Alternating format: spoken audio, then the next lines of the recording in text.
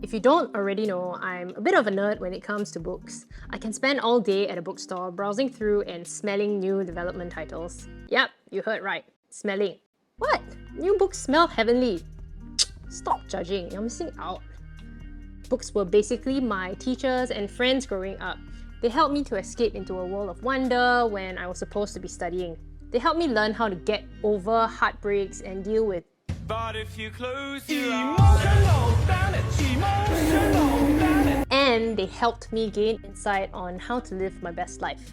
I've read a ton of books in my life, but these 5 books have literally changed my life. They range from topics on self-development, purpose and motivation to financial independence and habits and productivity. And the lessons I've learned here have had a profound impact on me. So much that they've earned a spot on my very small bookshelf. And today, I'm going to share the most important lessons I've learned with all of you. Book 1, Your Money or Your Life by Vicky Robin and Joe Dominguez. This book has changed the way I thought about money. It's not your typical how to invest and get more money kind of book, which is pretty refreshing to me. Prior to reading this book, I had always wanted more money. The more the better, right? Not necessarily. Studies have shown that beyond a certain income threshold, additional money does not necessarily lead to greater happiness. Once basic needs are met, other factors like personal relationships, a sense of purpose, and work-life balance have a more significant impact on your overall well-being. Well, this book teaches us important things about money and life. It shows us how to think about our time and effort when we work, not just the money we earn. We can learn to save money, live on a good budget, and invest wisely. Instead of always wanting more, we learn to be happy with what we have, which allows us to take charge of our money and live the life we dream of by eventually gaining financial independence. This book also provides simple, actionable advice for you to start understanding your financials. Before taking the leap of faith to leave my job, I kept track of my current lifestyle and took the time to calculate my monthly expenses to really get a sense of how much I actually needed to survive a month.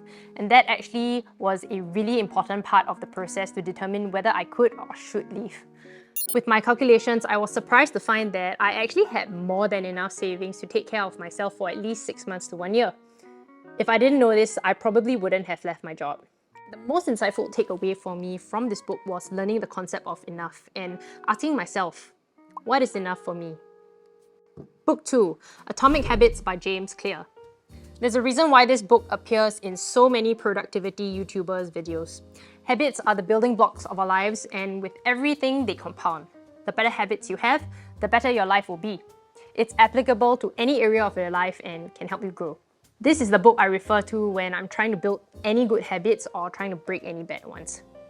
For example, if I wanted to lose weight, I would create a good habit by starting to go to the gym. So first, I would set a specific reminder, like a time or routine to go to the gym.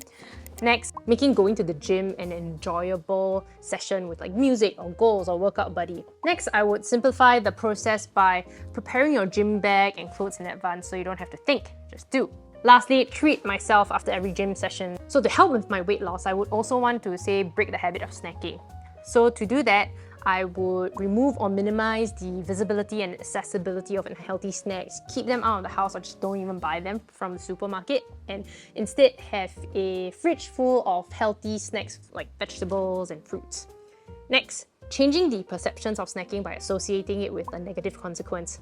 For example, thinking about like how the unhealthy snacks would negatively impact my goal or my health. Thirdly, really, I think increasing the effort required to snack by creating those barriers. Placing healthy snacks in convenient areas will be easy for me to reach, and those unhealthy snacks maybe at the bottom drawer, so I have to do a squat every time I go there, I have to dig for it. And lastly, I think finding alternative activities that bring you satisfaction and pleasure instead of snacking. Engaging in things like playing video games or going for a walk, going for a swim, or practicing a hobby that fulfills you and promises a sense of reward. My biggest takeaway from this book is the power of compounding. Number 1 rule, as described by James Clear in Atomic Habits, suggests that you aim to make very small, consistent improvements every day. It encourages focusing on small, manageable changes that accumulate over time, leading to significant progress. Instead of striving for drastic transformations or overnight success, the 1% rule emphasizes the power of continuous improvement. By consistently getting 1% better each day, you can achieve remarkable results and create positive habits that last. The third book in this list is Level Up Your Life by Steve Kamb. I couldn't find the physical copy. Believe it or not, this was the first book I've ever reviewed on this YouTube channel. I'm going to share with you one of my favorite books.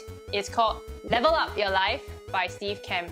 Essentially, this book is about gamifying your life to level up, and it's a great book for anyone who likes video games or fandoms. My perspective on life changed when I realized that we could achieve so much if we just gamified our life and goals. Just imagine yourself as a character in your own game of life. You start off at level 1 with a challenge or quest that you have to embark on. At such low levels, your stats obviously will suck and you can't face all those huge monsters which are your obstacles in life. But as you progress in the game, you fight some baddie, you gain more power-ups and increase in level, you're able to get more powerful weapons and skills to help you fight the ultimate boss and win. And life's exactly like that. So it's really important that we consistently show up to grind and slowly improve on whatever we're trying to achieve.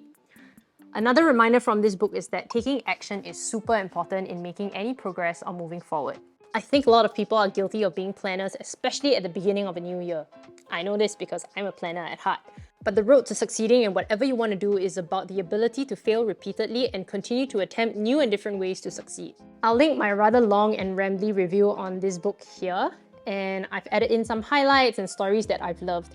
It's also the chance for you to see the difference in my YouTube video quality from 2 years ago, and if you do get there, have fun and happy cringing. By the way, friends, if you're enjoying this video and find it valuable, please help me smash that like button below and drop a comment. It helps massively with the YouTube algorithm, and it also gives me an idea on whether you like these kind of videos or not. So thanks, and let's go back to the video. Book 4, The Pathless Path by Paul Millard. Ho ho ho. This book has a very special place in my heart because it's what encouraged me to take the leap of faith to leave the corporate world. I was going through a tough time, feeling burnt out when I picked up Paul's book, and it just hit home on so many levels. The Pathless Path talks about finding happiness and meaning in life.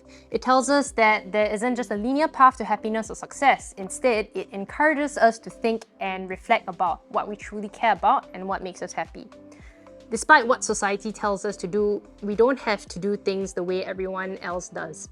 It's daunting to veer off the path of success, but there's no point in forcing yourself to go down a path you don't enjoy. Paul shares that it's okay to not have all the answers and that making mistakes is a part of learning. Hence, the Pathless Path. He encourages us to explore new things, to be curious, and try a different path, and just to see what works for us.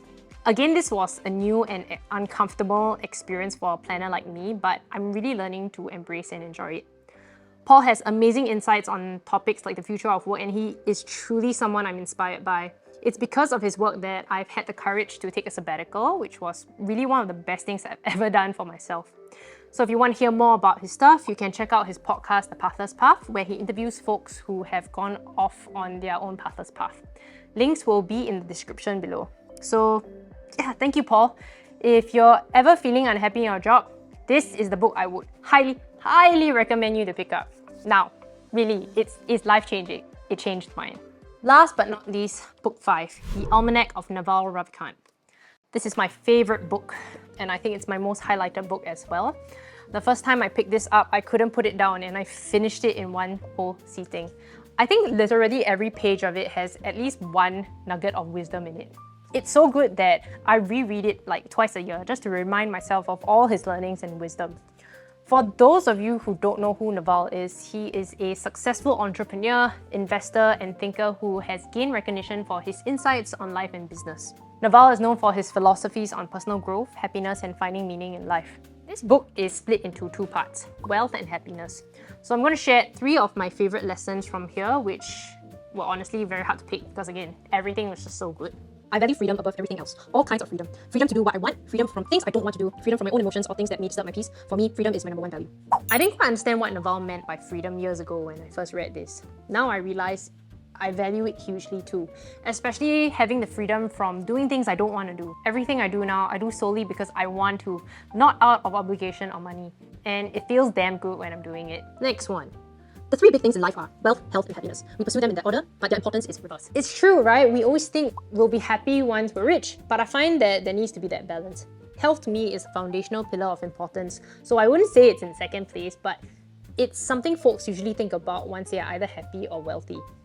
Prioritize your health, guys. Like, without it, you won't even have the mind space to think about anything else. And the last bit, at the end of the day, you are a combination of your habits and the people you spend the most time with. So it's super important to build strong and good habits and spend time with people whom you love, admire, and can learn from, because you truly are the average of the 5 people you spend time with. You can find Naval's wisdom online for free. Go to his website and start reading. I promise you, this book will change the way you think about things. If you enjoyed seeing those quotes I shared and you're someone who enjoys reading an ebook, I'd highly recommend this service called Readwise. Not sponsored, unfortunately. Readwise sends me a daily email with 5 of my highlighted quotes from various books that I've read, and they act as very subtle reminders to help me recall these nuggets of wisdom. You can use the link in the description below to sign up, and we'll both get a free month of this service. I love it, I find it really useful, so definitely check it out. Which was your favorite book? Let me know if you found any of the insights interesting and if you'll be picking any of these books up to read. These books have taught me some of the most important life lessons I've learned till date. They've allowed me to understand myself better and help make things click in my brain. I truly wouldn't be the person I am today without reading these books. Remember though, you can read as much as you want, but it's important to apply what you've learned into the real world. So read, but remember to take action and apply those principles. Books make for great friends because the best thinkers of the last few thousand years tell you their nuggets of wisdom. See, another great quote from our friend Naval. But Jamie, I don't have enough time to read books, but I still want the benefits. I got you covered and I'll share my secret in the next video. So be sure to check it out and I will see you there.